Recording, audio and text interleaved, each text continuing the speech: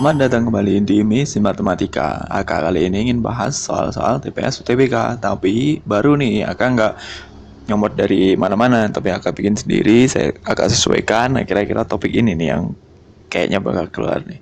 Oke, selamat menyaksikan adik-adik. Berikan x kuadrat min y kuadrat sama dengan 3 dan x lebih besar dari y. Berapakah x min y? Oke, putuskan apakah. Nah, sekarang kita lihat. Sekarang kita cek dulu pernyataan satu tuh kayak apa tuh arahnya. Maunya bagaimana tuh pernyataan satu. Kalau apa namanya? X, Y sama dengan 2, artinya kita punya kan pernyataan satu X, Y sama dengan 2. Artinya kita punya Y sama dengan 2 per X. Oke. Nah, setelah itu coba kita masukkan ke yang diketahui apa? X kuadrat min Y kuadrat sama dengan 3. Terus masukin itu. Jadi ini X kuadrat min Y kuadrat diganti dengan 2 per X kuadrat sama dengan 3. Nah, ini berarti jadinya apa nih? X kuadrat min 4 per X kuadrat sama dengan 3. Nah, kalau semuanya dikaliin X kuadrat kan jadi X pangkat 4 min 4 sama dengan 3X kuadrat. Nah, ini jadi apa? X pangkat 4 min 3X kuadrat min 4 sama dengan 0. Nah, ini kan kita bisa faktorin kan, ini kayak persamaan kuadrat biasa kan. Kalau kita misalin X kuadratnya sama dengan A, berarti jadinya kan A kuadrat min 3A min 4 sama dengan 0 gitu kan. Kan ini bisa difaktorin kan. Jadi A min 4 kali A plus 1 sama dengan 0. Artinya kan A tadi bilangan kuadrat kan. Kan tadi X kuadrat sama dengan A. Artinya A-nya harus 4. Jadi A-nya 4. Kalau A-nya 4 berarti X kuadrat sama dengan 4. Berarti X-nya adalah plus minus 2. Oke, sekarang kalau X-nya 2, jadinya gimana? Kalau X-nya 2, Y-nya berapa? Kan tadi X kuadrat min Y kuadrat sama dengan 3. Berarti Y kuadrat akan sama dengan X kuadrat min 3. Jadi akan sama dengan 1, ya kan? Nah, Y berarti apa? Y sama dengan plus minus 1.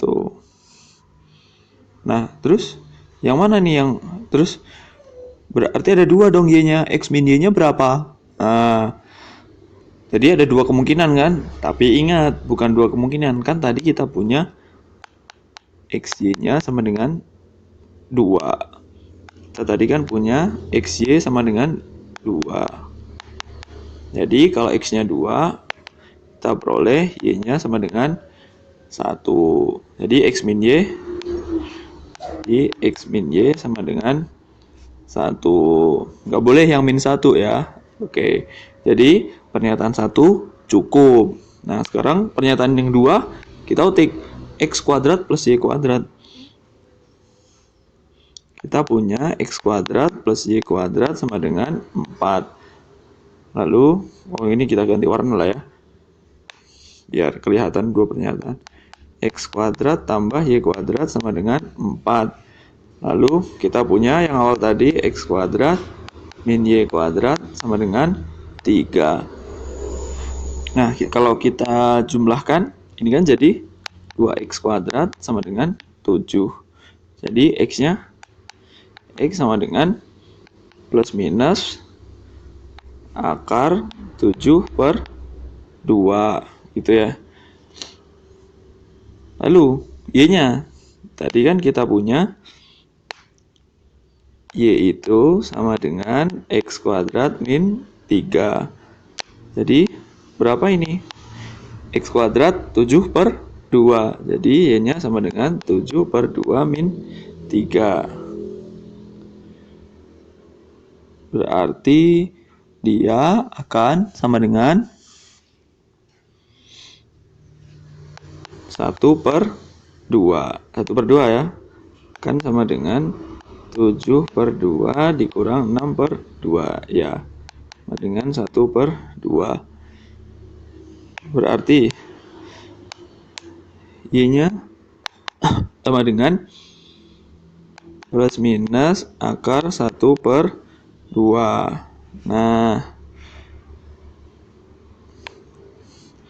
jadi kalau X-nya sama dengan yang plus akar 7 per 2, karena tadi kita punya X lebih besar dari Y, Y-nya sama dengan akar 1 per 2. Tapi kan Y sama dengan minus akar 1 per 2 juga memenuhi. Dia kan juga kurang dari akar 7 per 2. Nah, berarti X min Y-nya berapa dong? X min Y-nya akar 7 per 2 dikurangi akar 1 per 2 atau akar 7 per 2 ditambah dikurang minus akar 1 per 2. Jadi yang mana? Yang atas atau yang bawah? Ada dua nilai yang berbeda kan? Nah, artinya pernyataan 2 itu tidak cukup. Jadi yang benar adalah jawabannya pernyataan 1 cukup, tapi pernyataan 2 tidak cukup. Oke, lanjut. Diberikan persegi ABCD dengan luas 64 cm persegi. Jadi kalian tahu lah ya, itu berarti sisinya adalah 8. Setelah itu apa nih?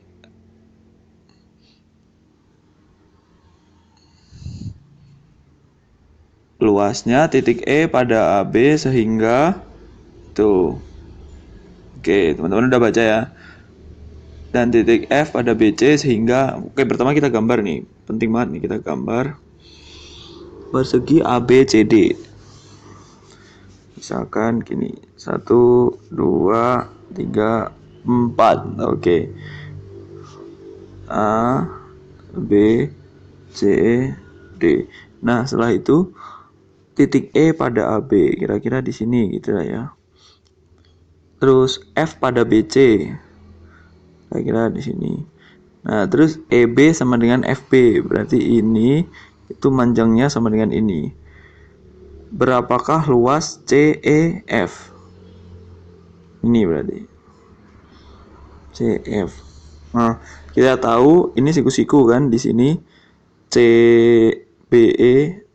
Jadi CBE siku-siku berarti kita tinggal cari luas apa namanya? CBE. Jadi luas CBE kita pindah ke tulisan luas CBE itu sama dengan setengah kali alasnya CF kali tingginya adalah BE. Nah, itu alasnya CF, tingginya BE. Karena tadi siku-siku kan di B. Nah, sekarang CF-nya kita nggak tahu, BE-nya kita nggak tahu. Nggak apa-apa. Kita cermati pernyataan 1. Sekarang pernyataan 1 bunyinya apa? Pernyataan 1 bunyinya AE banding EB sama dengan 1 banding 3. Jadi AE banding EB sama dengan 1 banding 3. AB tadi kan kita tahu AB itu sama dengan 8. Kalau AB-nya 8 berarti AE-nya berapa nih biar 1 banding 3 AE per EB. Jadi AE harus benar, AE harus 2, lalu EB-nya harus 6. Nah, setelah itu dapat AE 2, EB 6. Nah, CFBE berapa? BE-nya udah dapat 6. CF-nya berapa? Nah, kita tahu kan CF sama dengan CB min BF. Sedangkan CB kan 8 sisinya. Sedangkan BF kan sama dengan BE.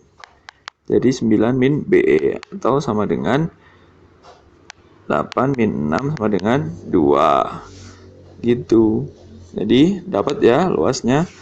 Jadi CBE sama dengan setengah kali CF, CF-nya 2 kali 2 kali BE-nya 6. Jadi luasnya 12. Dapat 12 bagi 2 ya, 6 ya. Sama dengan 6. Nah, sekarang bagaimana pernyataan 2? Pernyataan 2 EC-nya 10. EC 10. Nah, EC 10 kalau dari Pitagoras, nah dapat nih BE kan sama dengan akar dari apa nih kalau Pitagoras? Akar enggak kelihatan. Akar dari CE kuadrat min BC kuadrat. Akar dari CE kuadrat min BC kuadrat. Nah, berapa tuh? Kan kita tahu CE-nya tadi berapa?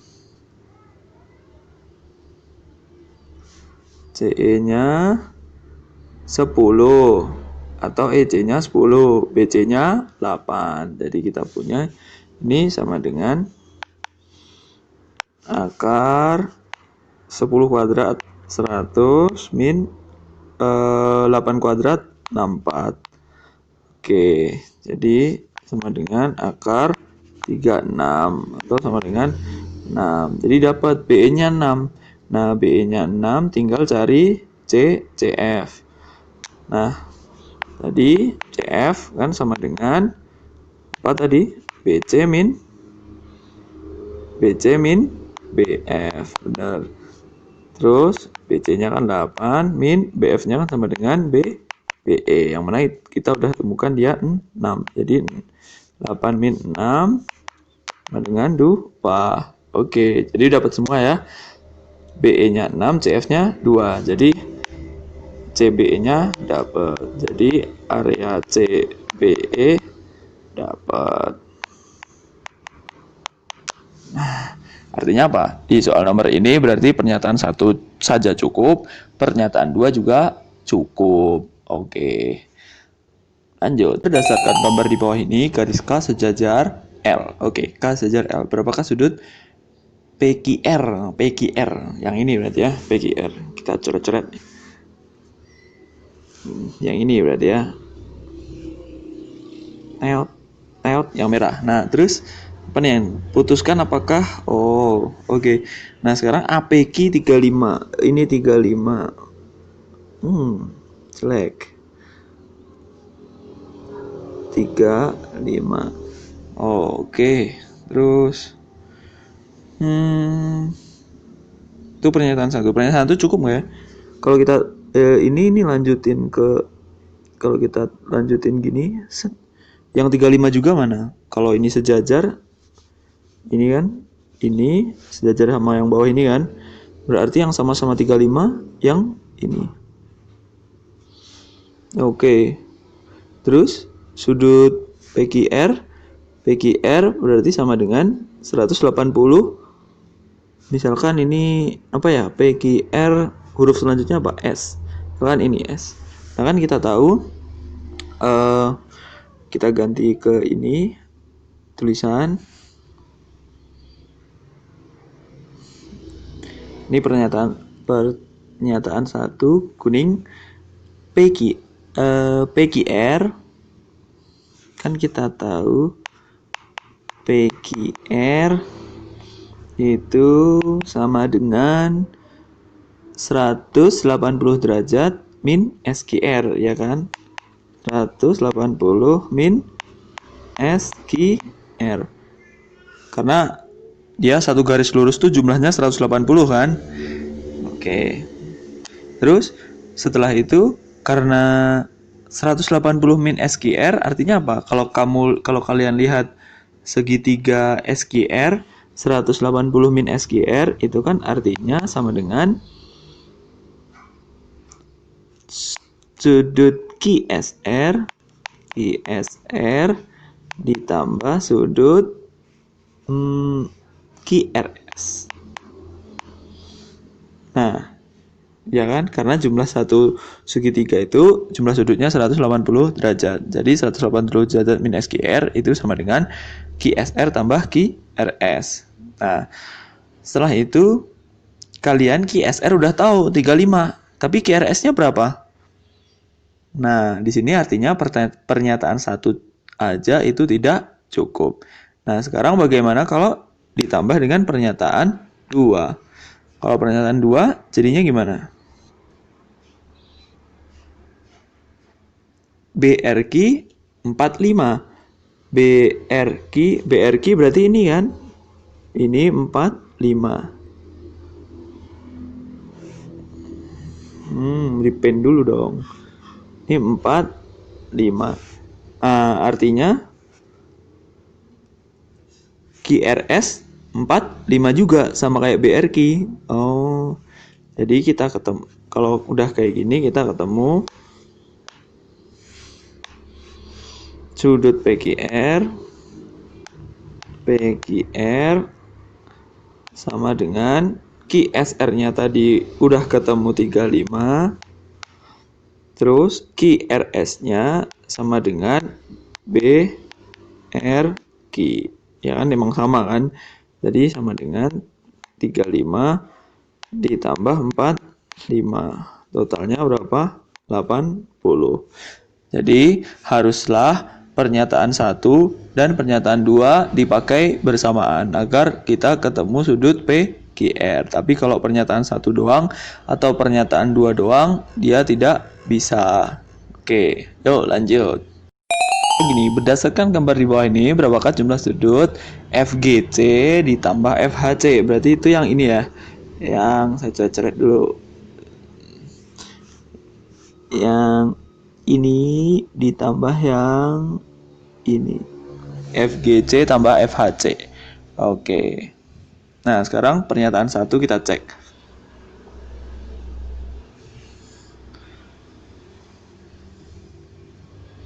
Pernyataan 1 berarti apa tuh?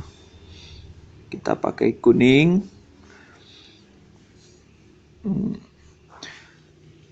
ABG 100, BAG 15 derajat. Derajat ini ya maksudnya, salah ketik. Oke.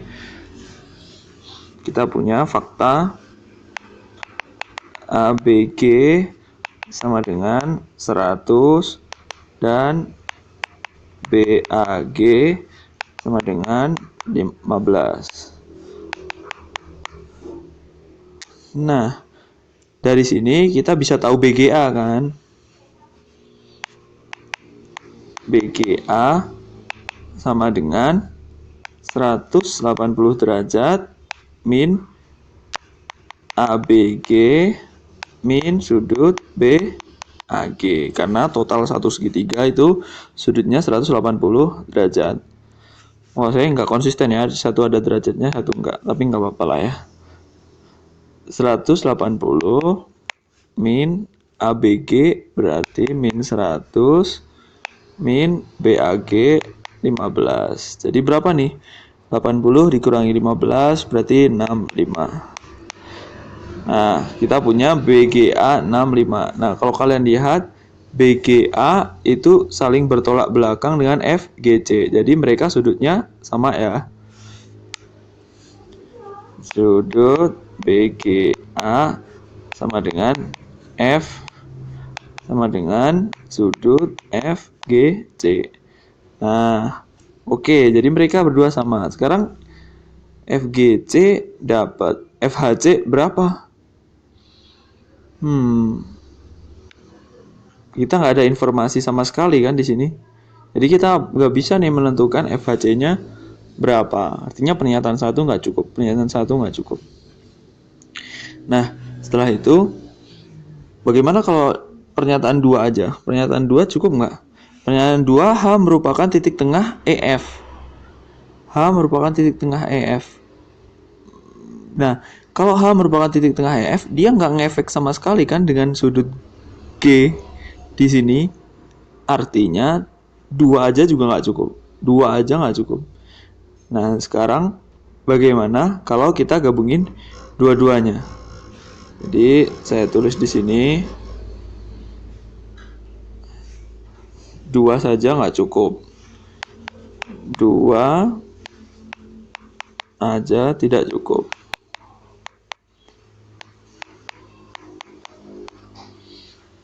Nah, sekarang kalau kita gabungin, kasih tanda apa ya biar ini garis saja lah. Nah, kalau kita gabungin gimana nih dua pernyataan ini? Cukup nggak? H merupakan titik tengah EF.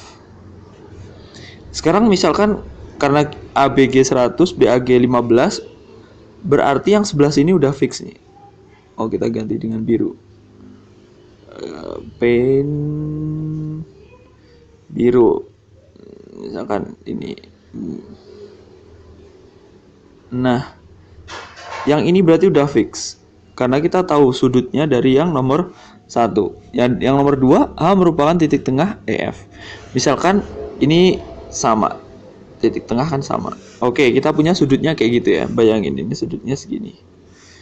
Nah, sekarang bagaimana kalau F-nya saya bikin di sini? Ini F yang baru, misalkan aksen. Jadi ini saya tarik garis biar back, nggak biar setengah. Oh, keinian.